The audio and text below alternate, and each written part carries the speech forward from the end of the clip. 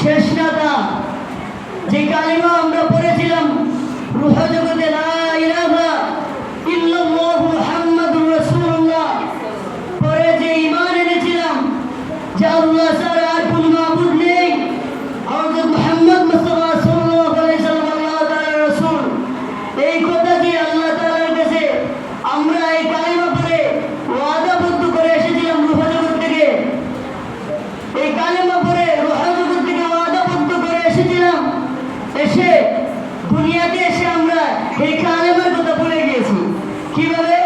দুনিয়ার জাতজনক সুন্দর দেখে, দুনিয়ার টাকার লিপসায় পড়ে, দুনিয়ার সম্পদের লিপসায় পড়ে, দুনিয়ার গাড়ির লিপসায় পড়ে, দুনিয়ার বাড়ির লিপসায় পড়ে, দুনিয়ার নারীর লিপসায় পড়ে এই কালিমার কথা, এই রূহ জগতে যে ওয়াদাবদ্ধ হয়ে এসেছিলাম এই কথা ভুলে গিয়েছি। দুনিয়ার জাতজনক সুন্দর দেখে আমরা এই রূহ জগতের ওয়াদাবদ্ধর কথা ভুলে গেলে চলবে না, ঠিক কিনা?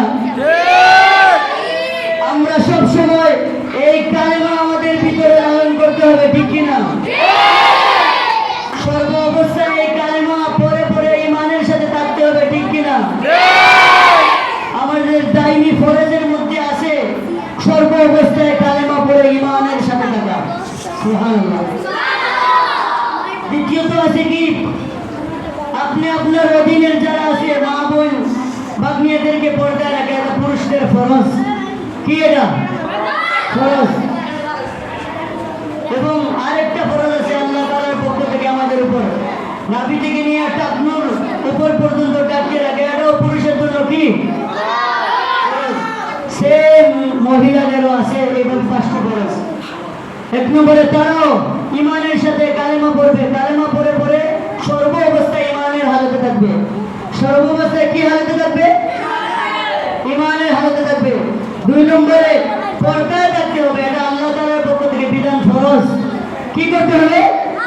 পর্দায় থাকতে হবে। এবং পর্দায় থাকা ফরজ, পর্দা করাও ফরজ। ঘরের ভিতরে থাকা, পর্দার সাথে থাকা, এটা ফরজ। একেবারে মাথা থেকে নিয়ে পায়ের পাতা পর্যন্ত ঢাকিয়ে রাখা, এটাও মহিলাদের জন্য কি ফরজ। এটা কার বিধান? আল্লাহ তাআলার বিধান। এটা কার বিধান? আল্লাহ তাআলার বিধান। এটা যেমন পাঁচ ওয়াক্তের ফরজ নামাজ আছে না, ফরজ নামাজ আদায় করা ফরজ, আল্লাহ তাআলার বিধান। পর্দাও আদায় করা ফরজ, এটা আল্লাহ তাআলার বিধান। এখন একজনে নামাজ ফরজ আদায় করবে, পর্দা করলো না, তাহলে আল্লাহ তাআলার বিধানকে অস্বীকার করলো। কি করলো? আল্লাহ তাআলার বিধানকে অস্বীকার করলো। এর জন্য পর্দা